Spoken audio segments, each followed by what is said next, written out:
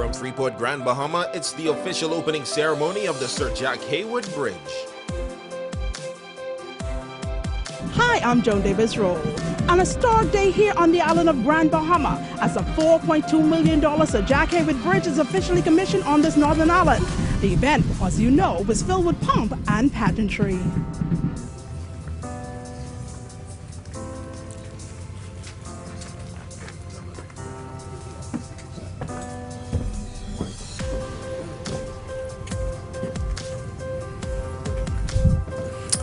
I invite you to remain standing for the opening prayer, followed by the singing of the national anthem. Please, let's welcome Reverend Peter Pinder, President of the Grand Bahama Christian Council, for the opening prayer.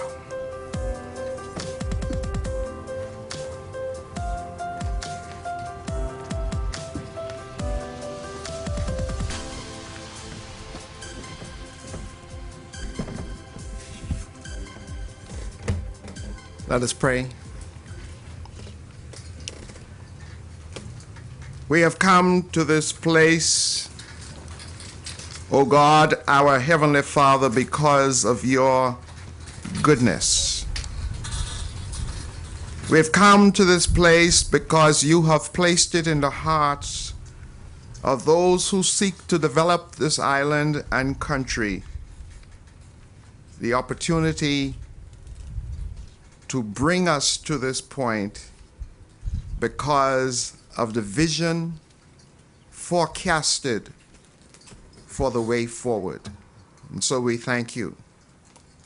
We thank you for life and the opportunity to celebrate life.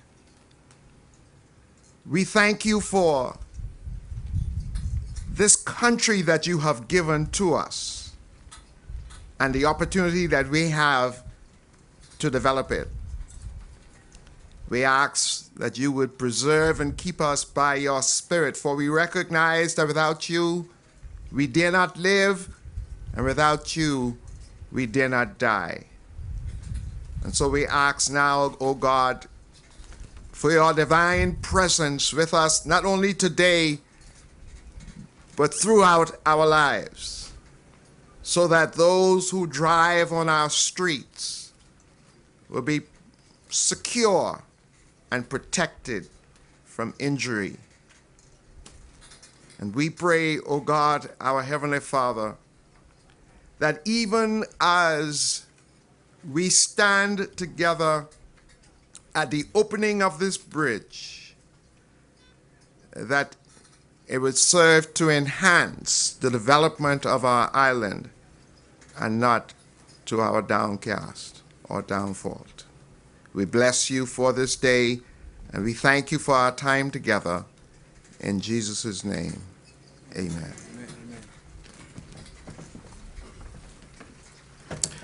Please remain standing for our national anthem.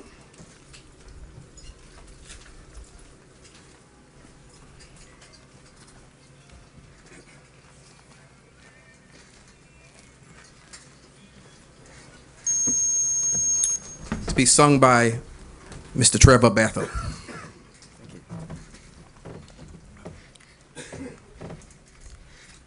Lift up your head to the rising sun, Bahama land, march on to glory, your bright banners waving high. See how the world marks the manner of your bearings, pledged to excel through love and unity. Pressing onward, march together to a common loftier gold, steady sunward, though the weather hides the wide and treacherous shore. Lift up your head to the rising sun, Bahama land, till the road you've trod leads on to your gone. March on, Bahama land.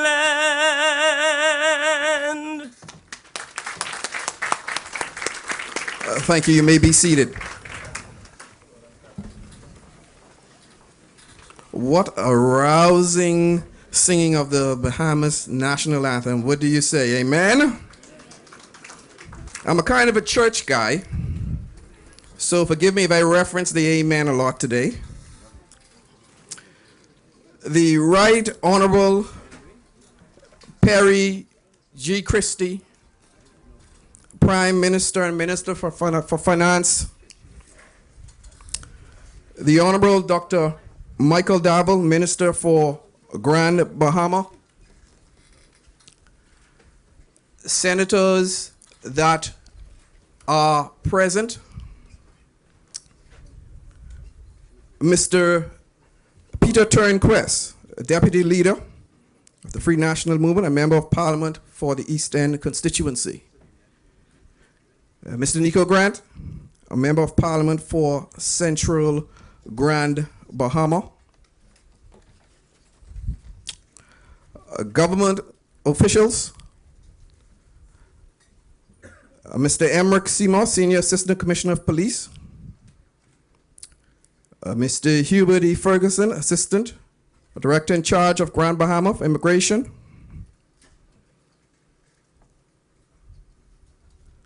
Mr. Sherrick Martin, Assistant Controller of Customs. Ms. Stephanie J. Saunders, Deputy Registrar.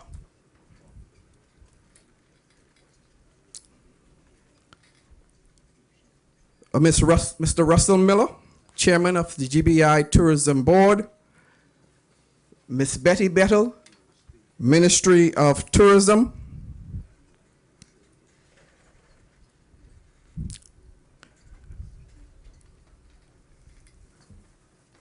Ms. Patty Bloom, Mr. and Mrs. Clow, Mr. Rick Hayward, Mr. Rupert Hayward, Vice Chairman of the Grand Bahama Port Authority Group of Companies, Ms. Sarah St. George, President of the Grand Bahama Group of Company, Mr. Ian Roll, President of the Grand Bahama Development Company, Mr. Graham Terode, Mr. Henry St. George and Mrs. St. George, ladies and gentlemen, distinguished invitees, boys and girls, is it still good morning? Please forgive if we left out anyone on this long protocol list. I would be remiss if I did not recognize the former Deputy Chairman of the Grand Bahama Port Authority, Mr. Willie Morse, and also the former President of the Grand Bahama Port Authority, Mr. Albert Gray. We are so happy and excited that you're here this morning to celebrate with us the completion of an integral piece of infrastructure. 70 years ago, what that means, Henry, is 20 years, that's 60 years actually, that's biblical. 70 years ago, the Hawkesbury Creek Agreement was signed, And in its wake, Freeport was created. And here we are today celebrating the accomplishment of another development, integral development for Grand Bahama and Freeport, boasting of a population between 50 and 60,000 people, of businesses that have been resilient regardless of 2004 and subsequent economic crises.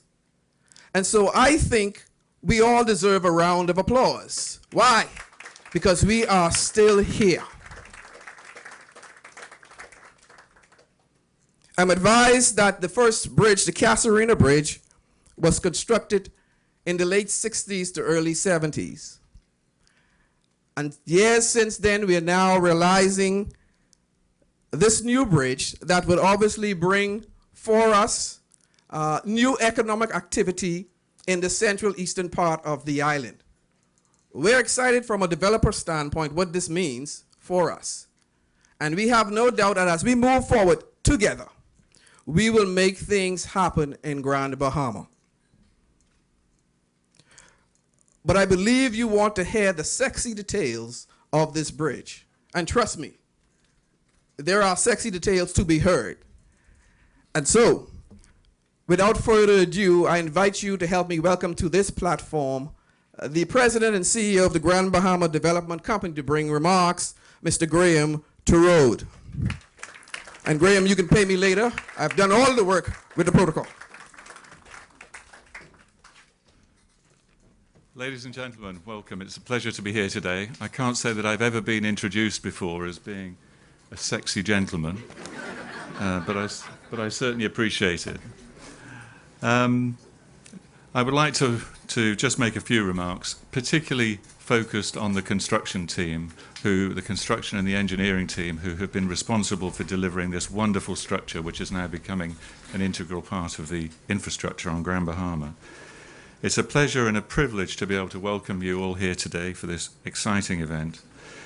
And as we all know, Sir Jack was a passionate man, to say the least, who brought great enthusiasm and focus to everything that he did. The construction of this new structure will forever connect the east and west end of Grand Bahama and is a fitting testimony to Sir Jack's determination to improve the quality of life on Grand Bahama. This wonderful new bridge will provide much improved access to the residents of Grand Bahama who live, work and study on the eastern side of the Grand Lucayan Waterway. The bridge will act as a catalyst for growth as the College of the Bahamas expands in the future and new development takes place on the eastern side of the waterway and in the Barbary Beach area. I'm delighted to report that this significant and complex engineering project was completed by two local companies, ABC Construction, who built the bridge structure, and War Constructor, who completed the road works. I would like to offer my personal congratulations. I know how hard all of these people worked over the last 12 months. I'd like to offer my significant congratulations to the construction teams who worked so hard to make this dream a reality. The local contractors who built this structure should be proud of their achievements. Congratulations to all of you for demonstrating again the wonderful skills and commitment that are available to us on Grand Bahama Island. We should never forget that. For those amongst us who enjoy the details of a complex engineering project of this nature, I can confirm that there are 1,600 cubic feet of concrete have been poured into the structure, which is 200 feet long, and at a peak 50 people, 50 skilled engineers and construction workers were employed on the construction of the bridge, which has a 35-foot clearance above the waterway. This is a wonderful structure that we can all be proud of that will propel the eastern side of the waterway into a bright future with new investment over the next few years. And once again, thank you very much to all the hard-working construction and engineering teams who've made this a reality. Thank you to all of you.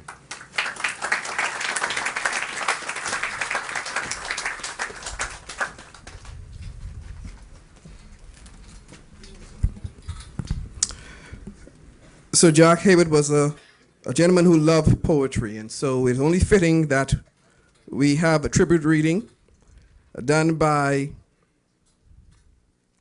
Mr. Kyle Kelly, the head boy of Jack Hayward High School, and Miss Leontay Smith, the head girl. Let's give them a round of applause as they come.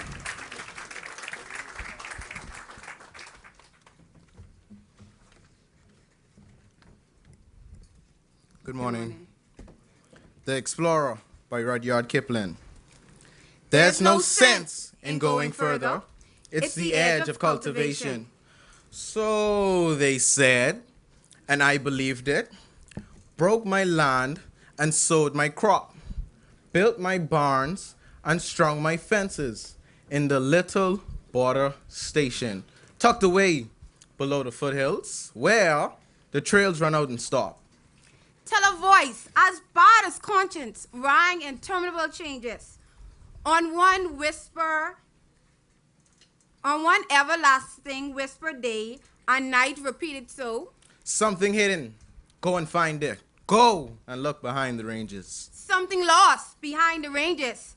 Lost and waiting for you. Go. So I went, worn out of patience, never told my nearest neighbors. Stole away with packs and ponies, left them drinking in the towns.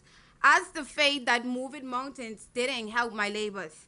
As I faced the sheer main ranges, whipping up and leading down. Yes, your never country. Yes, your edge to cultivation. I no sense in going further till I crossed the range to sea.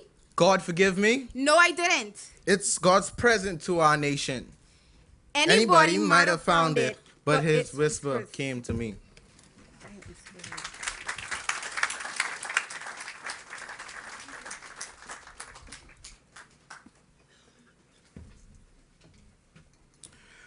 Let's give them another round of applause for such bravery and eloquence.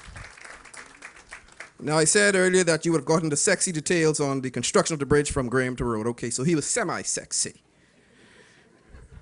We will get the real sexy detail from the grandson of Sir Jack Hayward, Mr. Rupert Hayward. Let's give him a round of applause as he comes.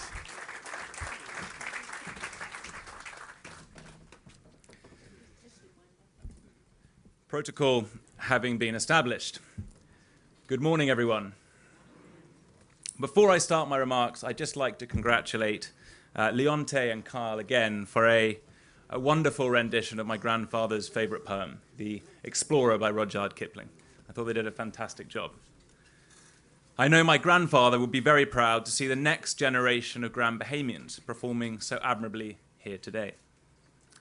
I would also like to extend a warm welcome to all of you, and a special welcome to thy Prime Minister, the Honourable Perry G. Christie, the esteemed politicians from both sides of the House, the licensees of the Grand Bahama Port Authority, and of course, my fellow Bahamians.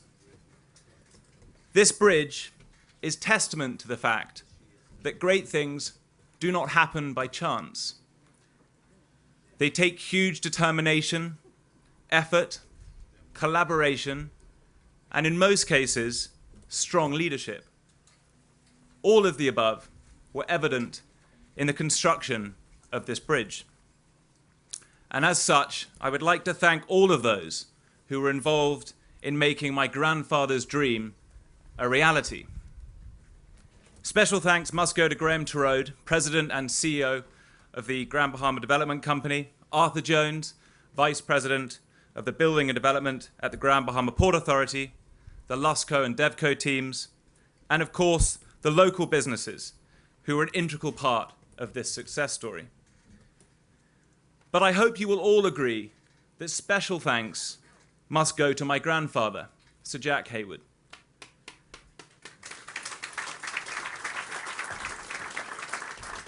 Without whom we wouldn't be standing here today. He was the undeniable driving force behind the completion of this magnificent structure that now fittingly bears his name.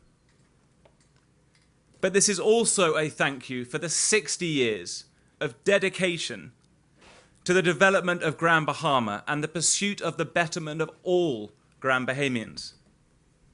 It is a real sadness that he isn't here to see the opening of this magnificent bridge. But it is perhaps the icing on a cake of a wonderful legacy here in Grand Bahama. As Patty recently reminded me, his desire to see this bridge built came from a passionate belief that the east end of this island should never be cut off from the services, jobs, and hospitals which Freeport provides to the rest of the island. He genuinely cared about the development of the whole of Grand Bahama, and not just Freeport. Sir Jack, wherever you are, we salute you. Now, those with a sense of humour might say that his real motivation was to cut his journey time to Bishop's, where he loved to eat crack conch on a Sunday afternoon. Now, I would agree, given the quality of Mr. Bishop's food, this is probably true. But for me, this bridge is much more than just an impressive physical structure, more even than the main arterial route that connects our easterly brothers and sisters to the rest of the island.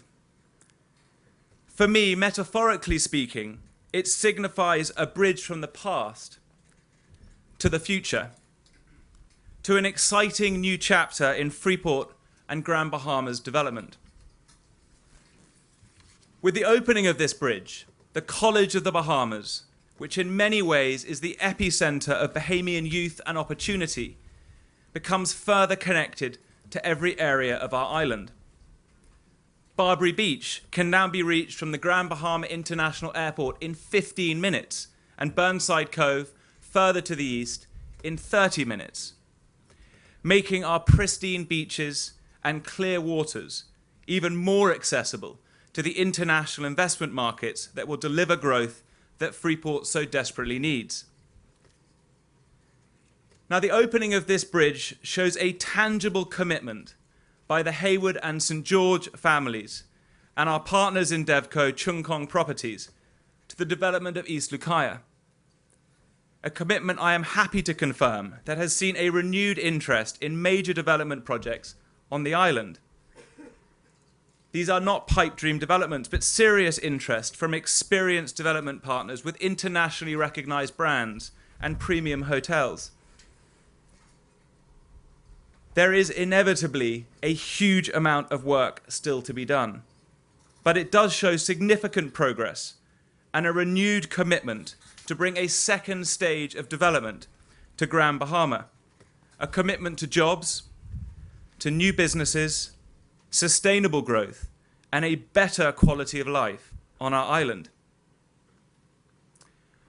But needless to say, major infrastructure projects such as this bridge are only part of the solution to make Freeport thrive once more.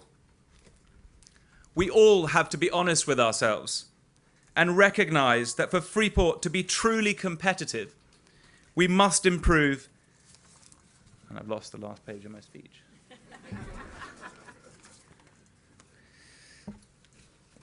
No, I haven't. We must improve in all areas, such as immigration, education, ease of doing business, promotion, and much, much more. Without a firm commitment from the Grand Bahama Port Authority and our affiliate businesses, from government, from licensees, really from all of us to improve every aspect of our island, this bridge will simply become a bridge to nowhere and a wasted opportunity for all of us to better the lives of Grand Bahamians. So I stand here before you today as the fourth generation of Haywards who have dedicated our lives to the development of Freeport and Grand Bahama. I give my commitment on behalf of my family, as my grandfather would have done, to help lead this process with our partners, to collaborate with government, to listen and seek advice from our licensees and the local Bahamians, and to do whatever it takes to breathe more life back into this wonderful island we all call home. Thank you very much.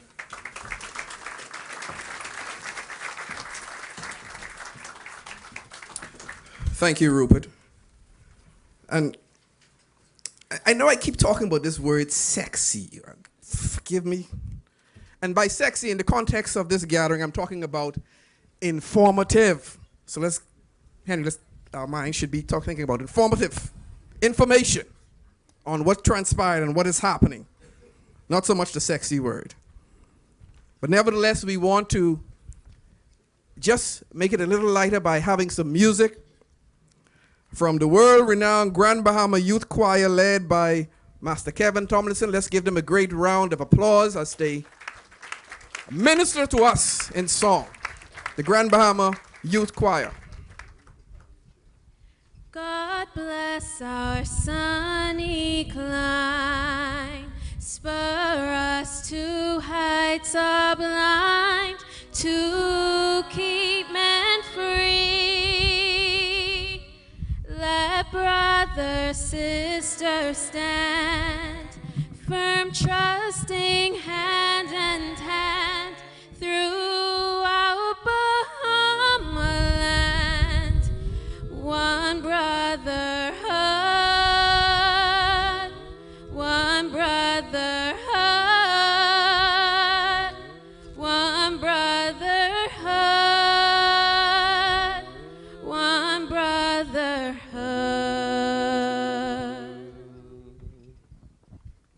Not for this time nor for this chosen few alone, we pledge ourselves, live loyal to our God, love country, friend and foe. Oh, help us by thy might, great God our King, great God our King, great God our King, great God our King. The long, long night has passed, the morning breaks at last, from shore to shore. Sunrise with golden gleam, sons and daughters share their dreams for one working team, one brotherhood, one brotherhood, one brotherhood, one brotherhood. Great God our King, great God our King, great God our King,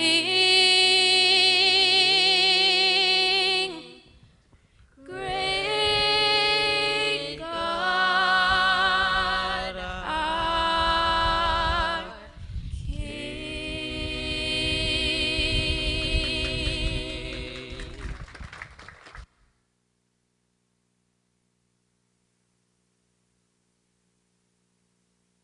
Thank you, Grand Bahama Youth Choir. Our next speaker is the leader of the group of companies, and it's certainly my pleasure to present to you our Vice Chairman, Madam Vice Chairman Sarah St. George. Let's give her a great, big, warm welcome as she comes to the podium. I'd be remiss if I didn't recognize my colleagues here.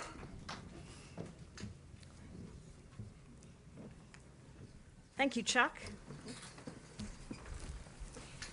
I just think I should lower this. Right Honourable Prime Minister Perry Gladstone Christie, thank you for honouring us today.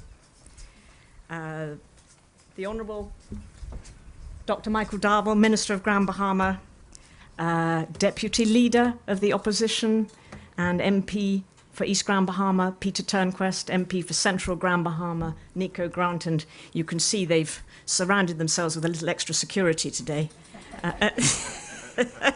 Distinguished, who else can I point out? Kevin Seymour, President of the Chamber of Commerce. I spotted him, but You should be in the front. There you go, Kevin. Albert Gray, old friend and top executive of the GBPA, who I hope will come back one day. Willie Moss, the same can be said for Willie, great old friend, and thank you for being here today. GBPA wouldn't be what it is without you and Albert. Betty Bethel, my friend. Emmerich Seymour, of course. Emmerich, you still awake? Yes. I have a present for you. And others, skulking at the back, Sarah McDonald, CEO of Emera Caribbean, Erica Gates. Thank you all for coming today. I'm simply delighted to be present here today for this happy inauguration of the Sir Jack Hayward Bridge. This is the first major bridge in Grand Bahama since the 1960s, so it's indeed a milestone. It's also, as Graham said, a very fitting tribute to Sir Jack, and I'm also very sorry he's not here with us today to share this moment. But I'd like to acknowledge those who represent him. You've heard from his grandson, Rupert Hayward, and I'd like to mention Jack's son, Rick Hayward, who's looking very smart in his lavender socks, and he was cross with me in my trainers, and the wider Hayward family, also Patricia Bloom, and her family, Amy and Mike Clough, who lived daily and for at least a decade with both Sir Jack's dream and his steam when things weren't progressing at the speed he wished. And we've succeeded at last. And of course, Prime Minister, erecting this bridge has its ups and downs. But the saying goes, the road to success is an uphill run, except perhaps for Marilyn Monroe, whose road to success was said to be a horizontal walk. But not the case for me, unfortunately. But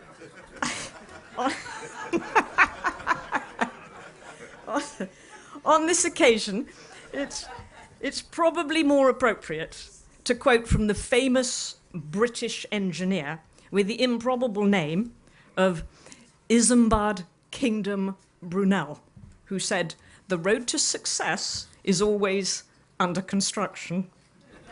There were many designs for this bridge, and true to form, Sir Jack at first opted for something out of World War II. Sort of perilous-looking metal and wood contraption known as a Bailey Bridge. And Jack thought that would give the tourists a thrill. And another creative soul suggested we actually build a tunnel under the canal. Well, that didn't happen, as you can see. And inevitably, over time, plans for this bridge grew in size and stature and cost.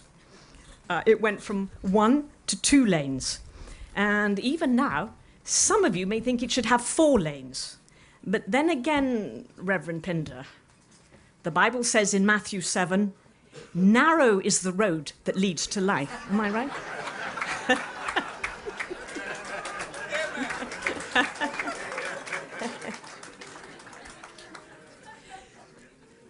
Sir Jack understood that bridges are among the most powerful and important symbols in human society, symbols of connection, cooperation, and harmony.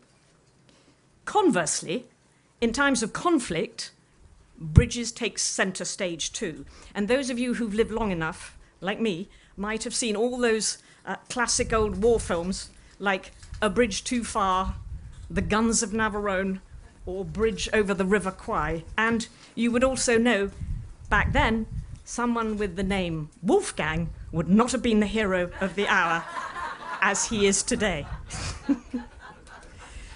When peace and healing come, you see the construction and rehabilitation of bridges. And a few years ago, we and Graham gave the Casuarina Bridge and Taino Bridge a makeover costing some $200,000. And now today, we're here to unveil this brand new Grand Bahama Highway Bridge. So this bridge is concrete example of the continued commitment of the GBPA to stimulate the economy, to stimulate economic activity here. It symbolises the principal goal of the founders of Freeport, which was to open up the island to new opportunities, new development, and greater prosperity. It's here to promote traffic and transit to and from the airport, the harbour, east and west, and the College of the Bahamas campus, where the GBPA has donated $3 million towards the building of dormitories. And who knows, one day it might also be a meeting place for lovers. You never know. It does have a footpath. I'd like to express sincere gratitude to all involved for their commitment to this bridge and for remaining steadfast in delivering on that commitment.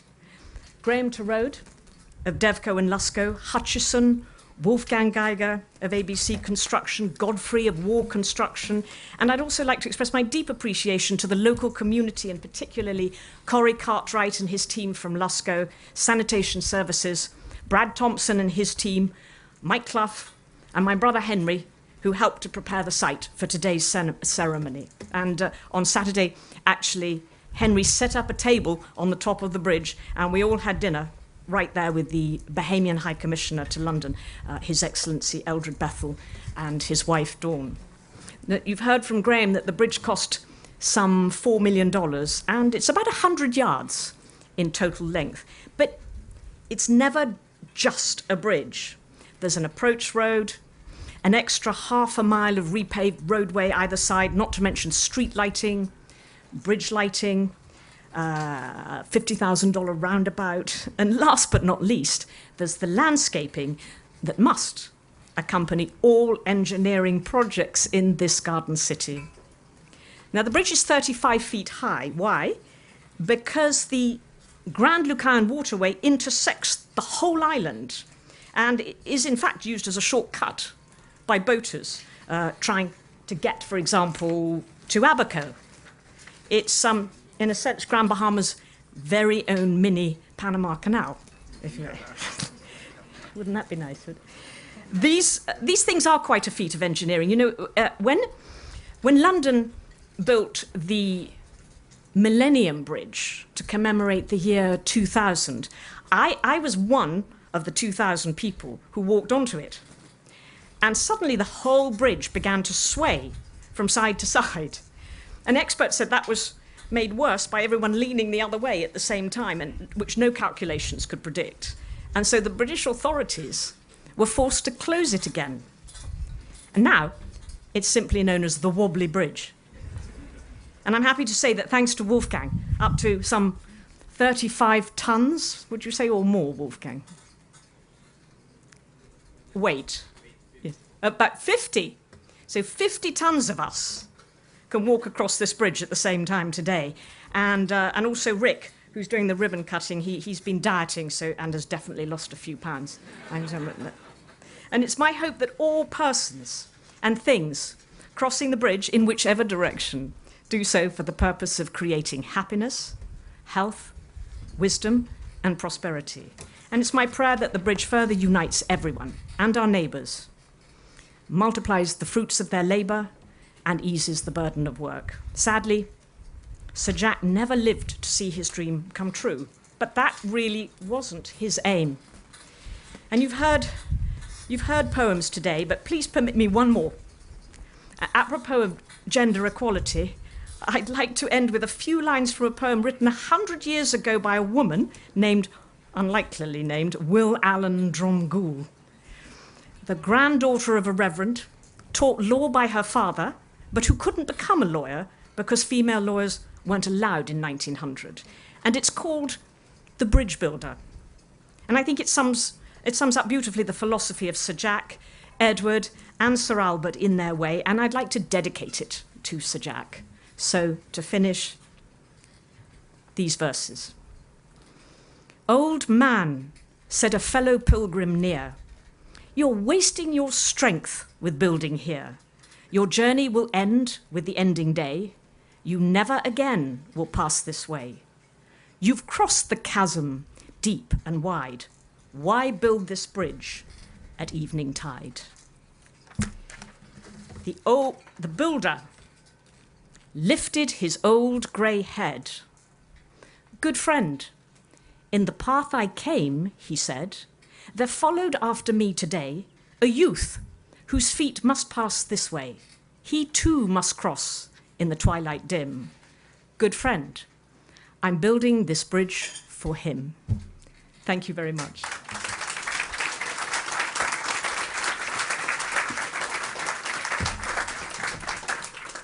Thank you, Madam Vice Chairman. Ladies and gentlemen, I invite you to turn to your left, my right, as we welcome a music selection by the Jack Hayward High School Marching Band. Let's give them our attention.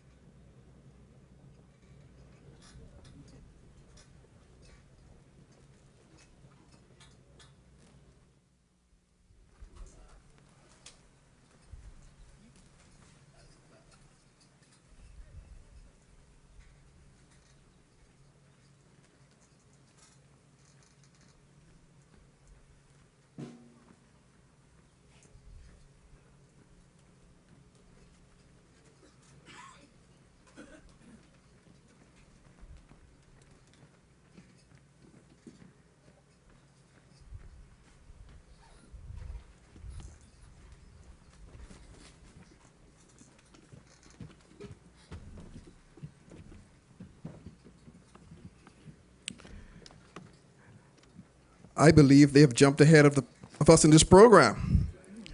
We should be having a musical selection. But before they get too far on the bridge, I would invite the Minister for Grand Bahama, the Honorable Dr. Michael Darville, to come and bring remarks and make the formal presentation. Thank you so much, Chuck. Ladies and gentlemen, please stand with me in a moment of silence for Sir Jack.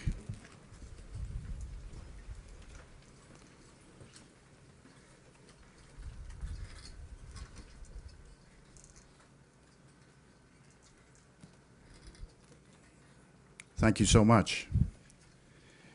Please be seated. Sarah, it's always good to hear you speak. I think you have a special gift. Definitely a great sense of humor. But Sir Jack had an excellent sense of humor. And I remember one time we were in a heated discussion, and he sent me a note. In the note he said, "Dr. Darville, the one who have the fiddle plays the tune." And from then we always had a good working relationship, and from time to time he would send me notes, some for my eyes only. And so I'm privileged to have some writings from him specifically to me. But to the Prime Minister, the Right Honorable Perry Christie, our honored platform guests, parliamentary colleagues, Mr. Peter Turnquest, Nico Grant, the Hayward and the St. George families, executives from the Grand Bahama Port Authority, senior government officials, invited guests, ladies and gentlemen, good morning. Walter Lippmann once said, "The first test of a leader is that he leaves behind him in other men the conviction and the will to carry on." Such words have never been more timely and appropriate as we gather here today to officially open the Sir Jack Hayward Bridge. Ladies and gentlemen, it was in 2009 that Sir Jack noted that the Casuarina Bridge would connect East Grand Bahama to the rest of the island was about 60 years old and was not built with the greatest specifications, which may need for further construction of a new bridge. He said, and I quote, "If anything happened to the Casuarina Bridge, we would have two islands, East and West Grand Bahama, and the residents of East Grand Bahama would either have to swim or take a boat to the airport or the harbor to access essential medical services and would eventually be completely cut off." Subsequently, in 2013, the Grand Bahama Port Authority awarded a $4.3 million design-build contract to all bill construction and war construction for the construction of this alternative bridge across the Grand Lucayan Waterway. Ladies and gentlemen, this new bridge was envisioned to provide a direct route from McLeanstown to the downtown Freeport area in order to create efficiency, lessen travel time, reduce fuel costs for residents and businesses, especially the faculty and student of the northern campus of the College of the Bahamas, soon to be the University of the Bahamas. Speaking about the construction of the bridge, Sir Jack added, "I believe it will be a very good day when the bridge is completed. There will be employment opportunities for Bahamians during the construction phase, and something useful will be achieved and built where everyone will benefit." Sadly, on January the 13th, 2015, Sir Jack Hayward passed away. Nevertheless, the leadership he exemplified and his ability to unite and inspire others around a vision and work towards a common goal has been the significant driving force behind the succession or the successful completion of this project. Unfortunately, he did not live to see this day, but on behalf of all of us who knew him and worked closely with him, I would like to take this opportunity to thank his family, the principals of the Grand Bahama Port Authority for facilitating this project and bringing this essential infrastructural upgrade to reality. Ladies and gentlemen, as Minister for Grand Bahama, I'm pleased with the excellent working relationship this administration has established with the Grand Bahama Port Authority, and I am honored to have worked in partnership with other private partners in promoting administrative support for this project and other projects on the island. This approach to governance clearly demonstrates synergy and must be continued on the way forward. This administration remains committed in advancing and developing the island of Grand Bahama and providing essential infrastructural services in order to enhance the quality of life for all residents east and west and in Freeport. In fact, over the last 4 years, we have upgraded all clinics on the island, constructed a new state-of-the-art fire station, and the beginning construction of the Fishing Hole Road, which will finally end the vexing problem of residents in West Grand Bahama being cut off from essential services during the aftermath of a tropical storm or hurricane. Ladies and gentlemen, although challenges are eminent, and we face many of them on this island and throughout our country, this accomplishment that we celebrate today is proof of how much we can get done together as long as we remain committed. Now, ladies and gentlemen, it is my pleasure to introduce our keynote speaker today. Our speaker has served for more than 4 decades in public life and has sworn in as for the second time as Prime Minister of the Commonwealth of the Bahamas on May 8, 2012. Under the direction of our speaker, this administration is advancing forward, and we are making bold steps to diversify and stabilize our economy by attracting direct foreign investment and facilitating local investments and creating a stronger Bahamas for the next generation. Our speaker has a special concern for the island of Grand Bahama, and that is why he created my ministry, which has the responsibility of ensuring that the economy of Grand Bahama is vitalized in conjunction with our private sector partners, and the residents of Grand Bahama have access to equal opportunities. He is a believer of a second chance. He is someone who loved the Commonwealth of the Bahamas, and I invite to the podium, please stand with me, the Prime Minister of the Commonwealth of the Bahamas.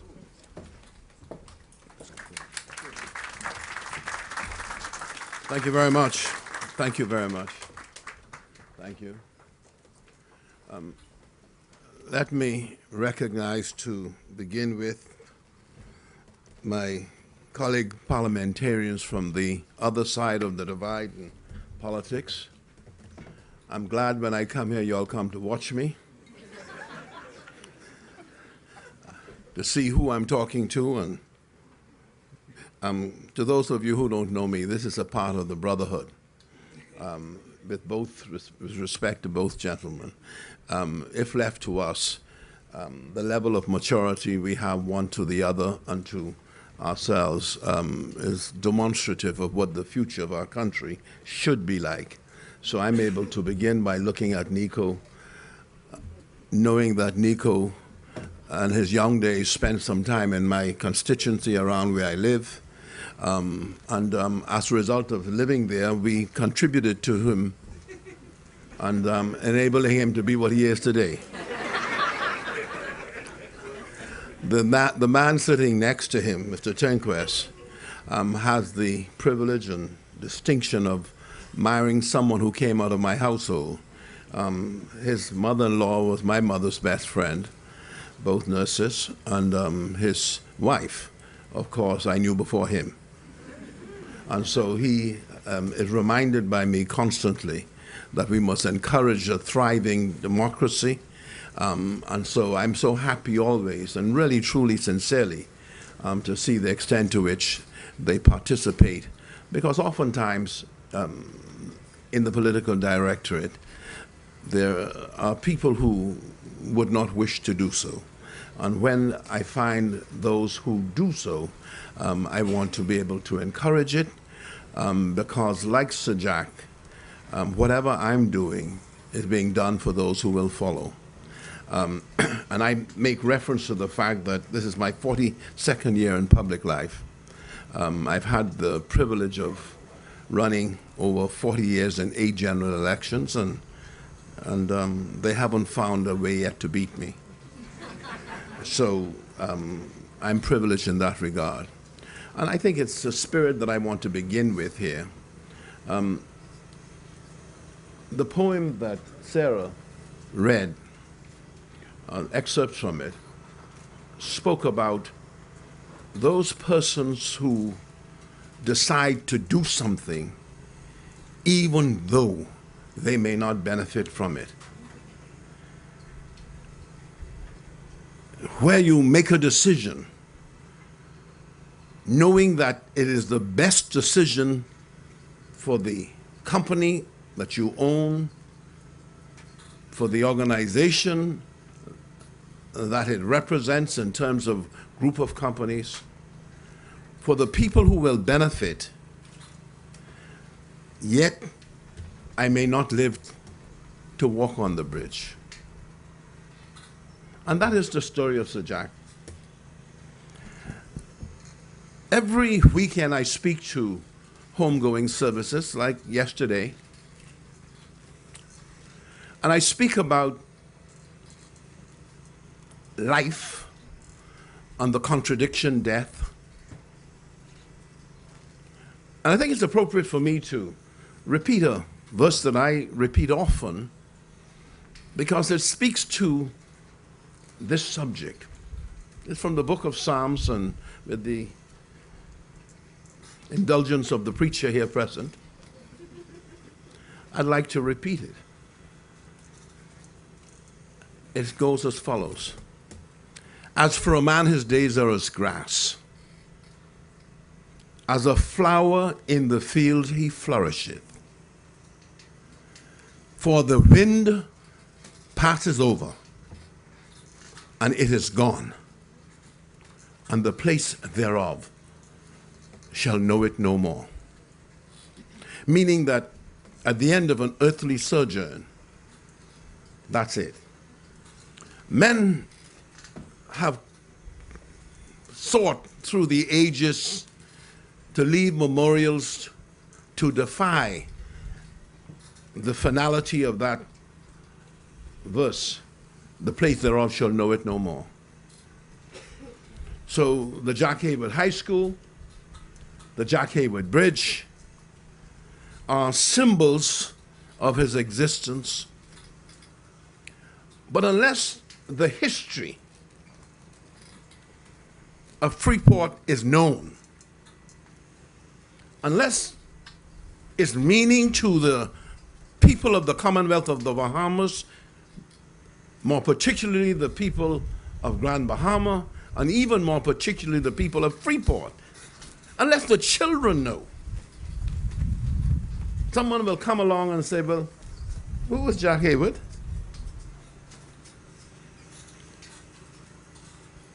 The history of a country is made up by the stories that are enshrined, institutionalized, and written as to major contributions.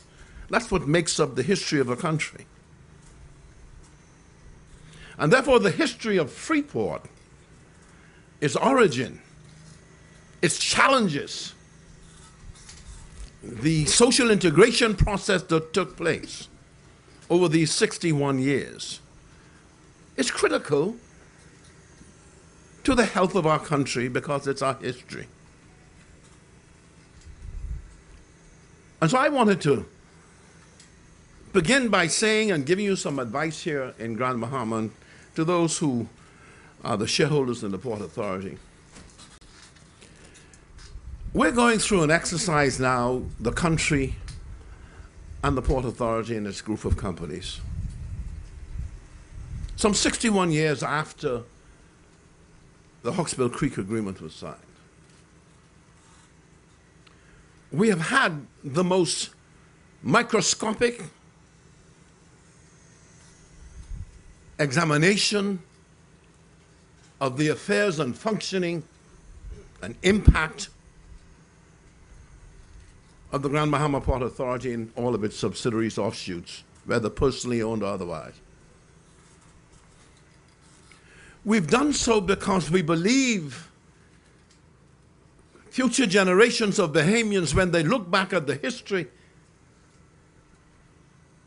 would want to know that at a certain stage, someone examined in detail how this thing worked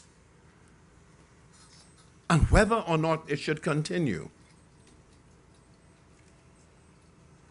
Countries have to do that because one understood the metaphorical reference that Rupert Hayward spoke of in apprehension that unless we work together, this could be a bridge to nowhere. That doesn't happen in a nation. It's never a bridge to nowhere. As long as there is a civilization, there is a compelling urgency for whoever is the government of the country to ensure that the people and their aspirations are known, lifted up, encouraged, developed, nourished, but to give mothers and fathers the certain knowledge that wherever they may live, there is some connection with civilization, with the future. And the advice I want to give is this: when you do good, as you're doing today, why don't you have the people who are the ultimate beneficiaries of this here with you to share this occasion? That's why I want to ask you. See, too often, when people sit down and examine whether or not you have made a contribution, what do you expect them to conclude if they don't know? Appreciation is enhanced by your willingness to allow people to know the good you do. It's nice to sit here with the muckamucks and refresh our memory about Sir Jack and how meaningful this is. But I have to be very frank, because the enormity of the contribution by this connection will go well into the future. Many years ago, I indicated to the College of the Bahamas, before I retire, by the grace of God, I'd like it to be the University of the Bahamas, that I have lectured and given distinguished lectures all over this region and in the United States of America. And I'm still coming back to the College of the Bahamas. 2 weeks ago, the bill to promulgate the university was given to the cabinet. And so we are about to usher in a new paradigm in the Bahamas. And one of the campuses will be connected in a more meaningful way by this bridge. And the people who will be educated there are the people who represent the future of the Commonwealth of the Bahamas and those who will come from abroad to share the academic experience. We're talking about something that is not just romantic, but something that is the core and foundation of a society. And Sir Jack, like his dad, you read about his dad, where they lift up boats that have gone into oblivion in the waters, and in furtherance of the Union Jack, they make contributions. So I suppose, Rick, I should stop right here and say it's good to see Rupert. You know, I wondered where you were, and I hadn't seen you in recent times. I saw more of Rupert.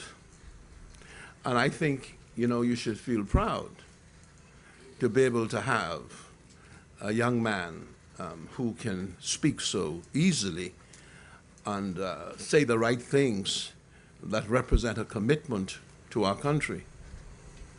And I have recently met him in our meetings, and he has given us reason to feel that Sir Jack will live well beyond you.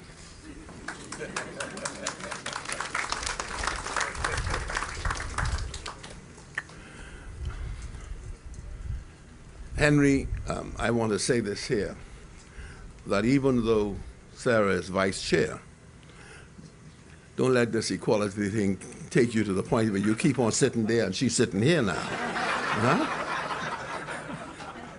I thought I should remind you.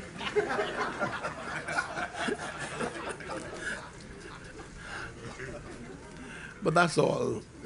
That's all in knowing how strong you are. I want to, you know, sorry, I should have honored the people who wrote the speech.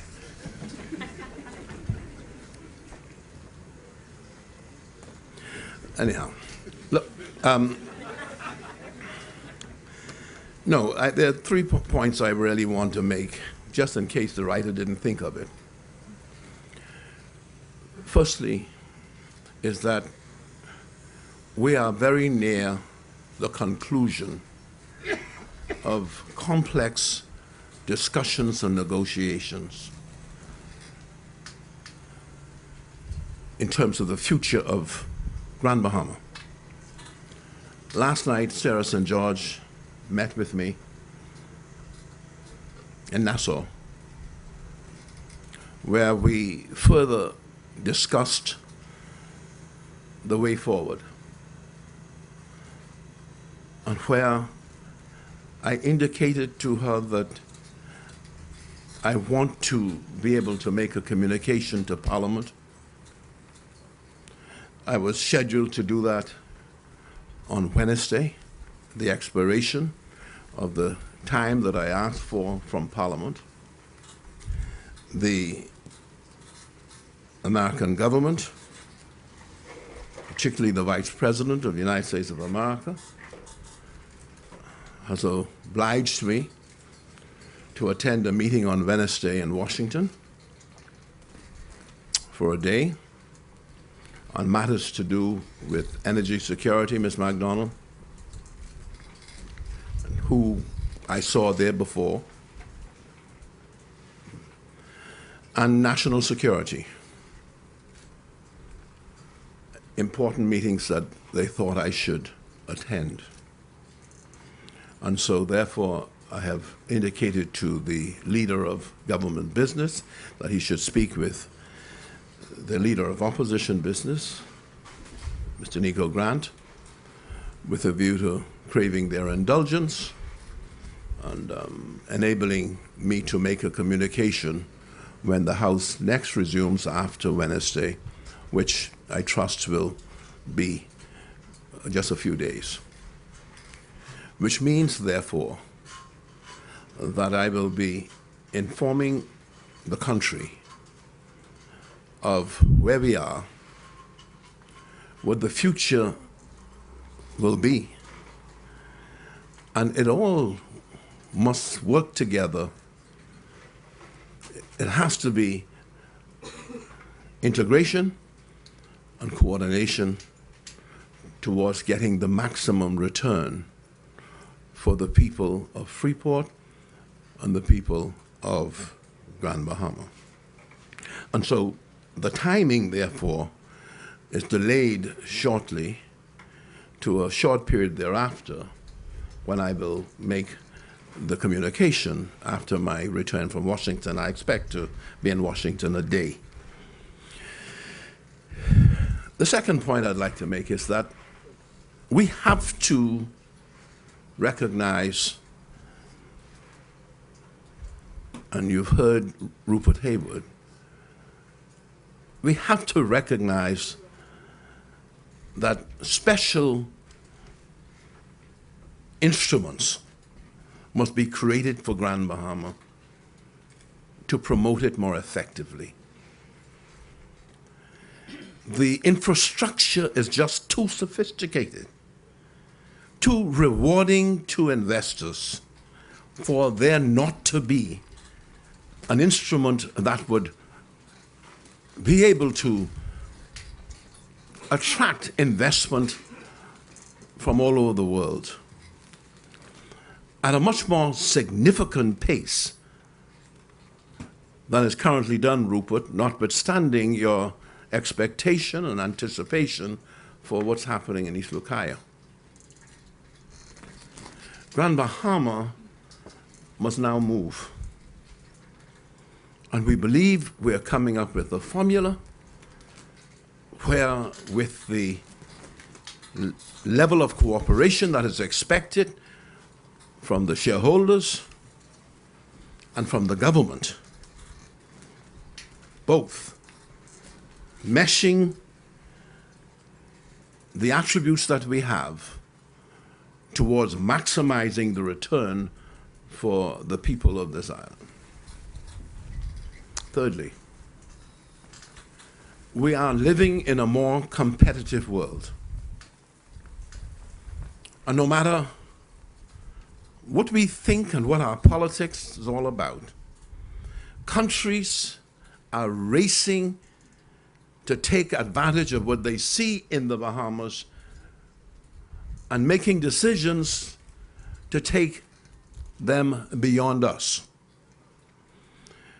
In a conference in Malta that Henry attended, where I spoke, the Prime Minister of Mauritius indicated he came to the Bahamas and saw our financial services industry, went home, copied it, and grew it faster than that of the Bahamas.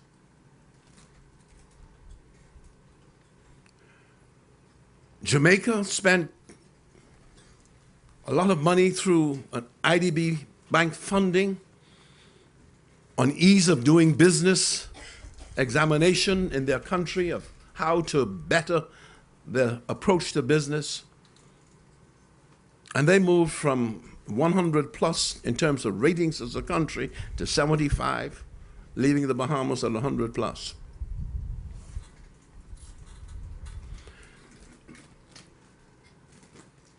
When I spoke to the foreign ministers' meetings here, I spoke about the disconnect between OECD leadership that Britain is a part of and countries like the Bahamas, where we have an entire middle class that has evolved because of the financial services industry being so strong.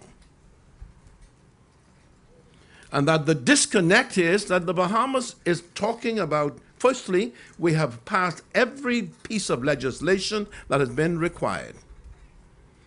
We have made our legislation even stronger than the countries that apply the standard and the big stick to us. But countries are now,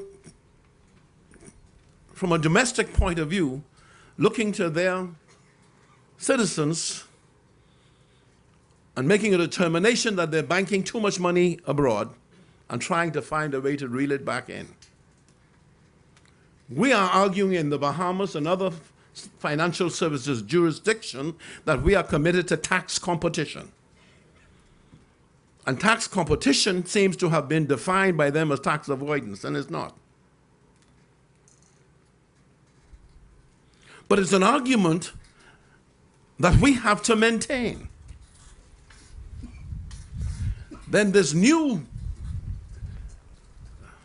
development of corresponding banking, where banks in places like the United States of America are saying we can't rely on local banks because we can't account for them in terms of how accurate they are in applying know your customer rules.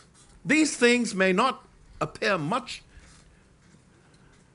to many in our country, but they loom large in terms of the stability of those who make up our middle class here and in the region. And so we have to continue to fight and to argue.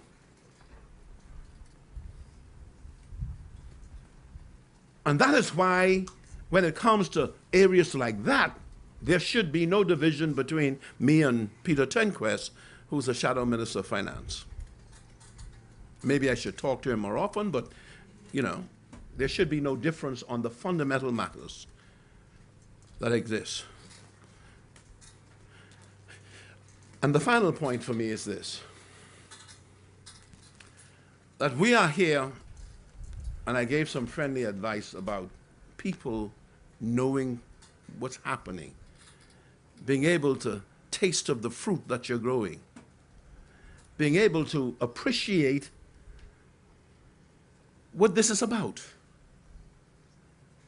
Because you are a public company engaged in administering a part of a country that has people in it who have a point of view. They express the point of view, and sometimes that view is expressed negatively and unfairly negatively. Oftentimes, fairness and unfairness has to do with what you know, what you don't know. And so I thought I would say that to you because I have been immersed in this and being able to look back over 61 years at the journey. And as I've said to Sarah, there is no interest on my part of interfering with ownership, no degree of coercion, but the country can't wait.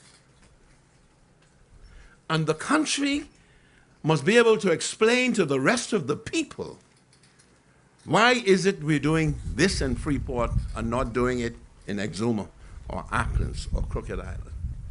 That's the obligation the central government has.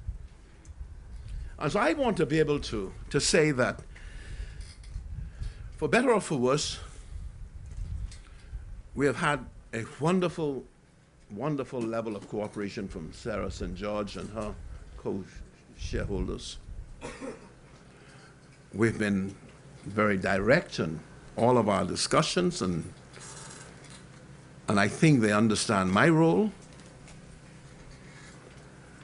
And as I've said to Sarah, and so that everyone knows, if you were looking when I walk in here, we kiss each other on the lips, and my wife knows that. So there's no implication other than the fact that there's goodwill, good faith, and the kind of love that should exist one to the other in our country. And so the final point for me is that we as a people must work together. I join Rupert in his statement in that effect. We must bring a higher level of understanding to what is a complex issue. We must recognize that when the government makes a decision on this, we're making decisions for the next 20 years. And therefore, we are automatically tying the hands of another generation. And that is why it is so important that we are right in what we're doing. That's why I came. It's been a little bit tough for me in terms of my movements. So I had to come in from Exuma yesterday and go to a funeral and then go to Sarah and then meet with Congresswoman, and I didn't finish at all, and then come here this morning and go right back. But ladies and gentlemen, I want to thank you for your indulgence in allowing me to speak to you. This is a wonderful, wonderful addition. Infrastructure only makes sense if it's accompanied by further development. We believe all of that is in the making. We believe Sir Jack will be proud.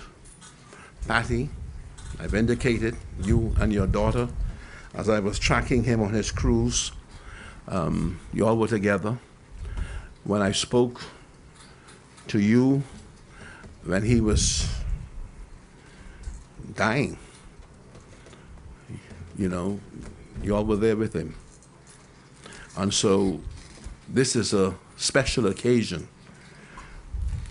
for you and your daughter, and for the sons and grandsons and the wider family, for Sarah and her brother and their family, because a group of people came to our country, beginning with Wallace Groves, had a vision, and like everything else, the vision has been built upon. And long after we're gone, the idea is that this island will remember those who had the vision. And we would have done sufficiently. I want to end as I began, sufficiently to record their involvement, their contribution, so that future generations won't have to look far and ask many questions as to who was Jack Hayward, who was Edward St. George, who was Albert Miller. These are persons who played a significant role and whose life's work should be lifted up so that we are able to truly appreciate it. And perhaps some new young person will be inspired to go on with their lives, to go beyond that.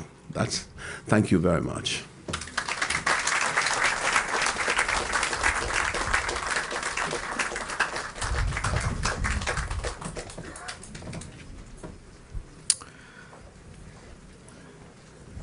Thank you so much, dear Prime Minister. Our program calls for the unveiling of the bridge sign, and dear Prime Minister, we'd be so grateful if in your busy schedule you can afford us a few minutes and join us for the unveiling. We'd appreciate that. So I will lead the platform participants, and we're inviting all to please join us for this unveiling. We just want to allow the Sir Jack Hayward High School Marching Band to form. And we had a miscommunication there earlier, so hopefully they can make that up and redeem the time as we complete this most important program. But what I would do is invite the DJ or the maestro to, at this moment, play Sir Jack's favorite song, which will again be played during the unveiling, but I want us to hear it now while we're here under the tent, and we'll have another time for it to be played, because it's only 3 minutes long, I understand. But let's play that in a moment of reflection, and then the platform participants will join me as we proceed to the unveiling. and then the band will do some playing, and then we will proceed with the program. Please.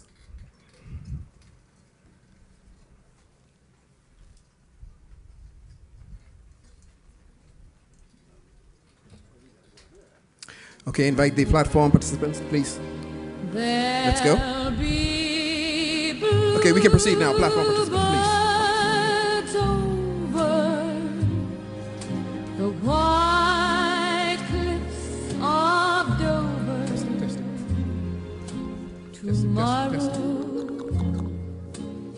just you wait and see.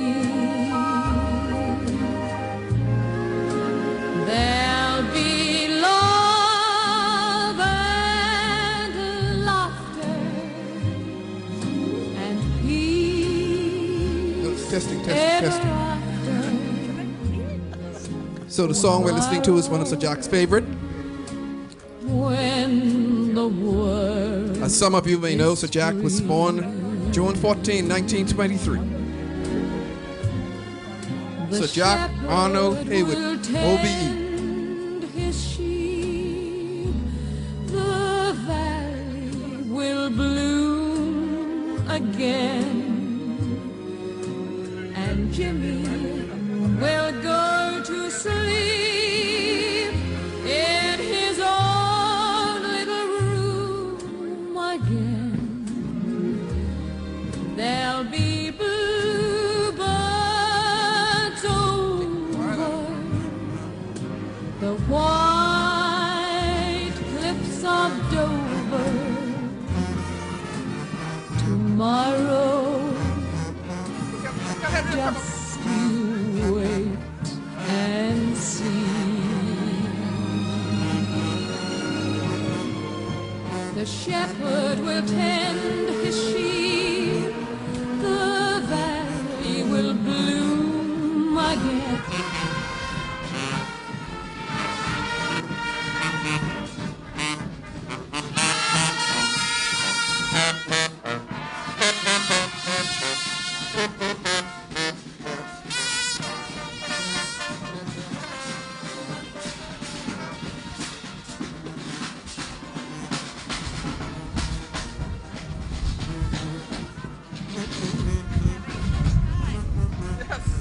How did you find it? Thank you, sir.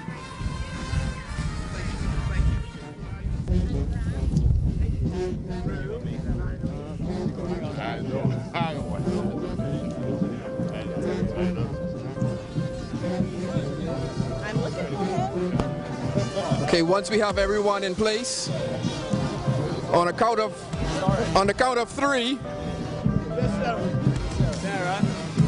Sarah. Graham to road.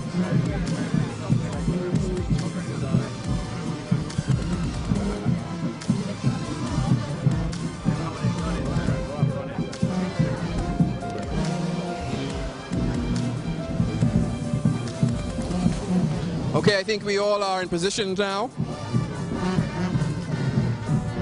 So on a count of three, we will unveil the bridge line. Ready? 1, 2, 3. A round of applause. Sir Jack Hayward Bridge, built 2016, City of Freeport, Lucaya. Great, we'll now proceed from here to the ribbon cutting.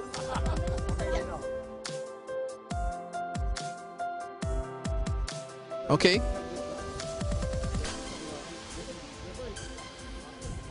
Okay, let's get all key stakeholders here. Government, yet. President of Christian Council, Mr. Beth. Bishop Pinder.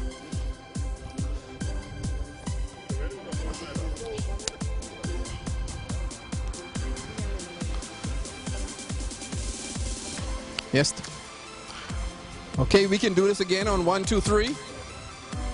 1.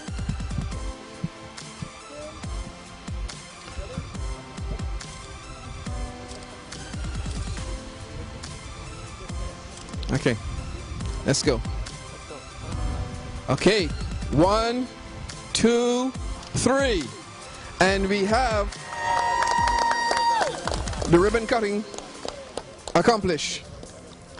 Now here's the easy part. We all get to walk to the other side in this sunny but cool weather. And so we want the band to play us a little walking music as we proceed over to the other side.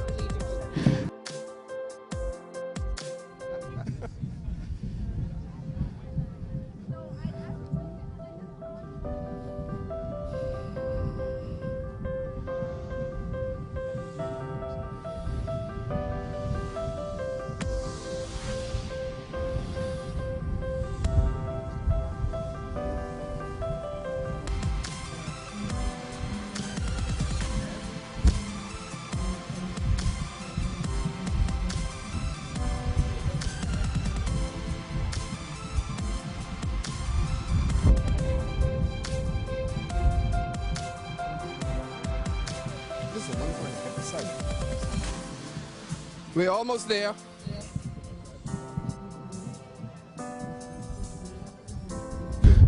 And we have a beautiful memorial set up here in a plaque that reads, Rick, you want to read it? Yep. The Sir Jack Hayward Bridge. This bridge spans the Grand Bahama waterway in tribute to and with thanks to Sir Jack, whose vision and persistence made it a reality for the island. March 2016. Let's give a round of applause. The opening of the Sir Jack Hayward Bridge.